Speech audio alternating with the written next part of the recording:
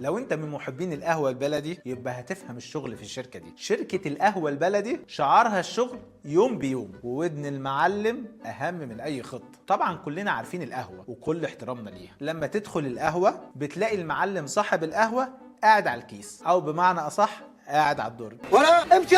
هو ده المعلم زكي؟ هتعامل معاه ازاي ده؟ ونفتح الصبح نرش ميه قدامها ونشوف بقى هنعمل ايه. يا رب صبحنا وربحنا وبين عبادك ما تفضحنا. المصيبه بقى ان في شركات كبيره شغاله كده، لا تقول لي بقى خطه ولا استراتيجيه ولا حتى توجه. الكلام ده هناك عيب وحرام. احنا كل يوم نفتح القهوه، قصدي الشركه، ونشوف هنعمل ايه، والمعلم او صاحب الشركه يعني قاعد على الدرج. خلي بالك، لان القهوه دي قصدي الشركه دي ما فيهاش لا نظام ولا استقرار. يعني ممكن تتعين النهارده فيها جرسون، تلاقي بكره نفسك على النصبه بتعمل مشاريب. انا مش لاقي شغل صحيح بس عندي كرامه. وطبعا صاحبها رامي ودنه على طول لكل اللي حواليه علشان يقيموا الشغل والناس، وبيقيمهم اصلا بدرجه قربهم من ودانه، ولا بشغلهم ولا بمجهودهم، ويبقى دايما حواليه الحاشيه اللي هم عينيه وودانه. شركه القهوه البلدي ما فيهاش نظام. الانواع اللي بتعرف تعيش في القهوه دي لازم تتعلم تكون عصفوره وتوصل الكلام والخوازيق علشان تبين انها قريبه من المعلم.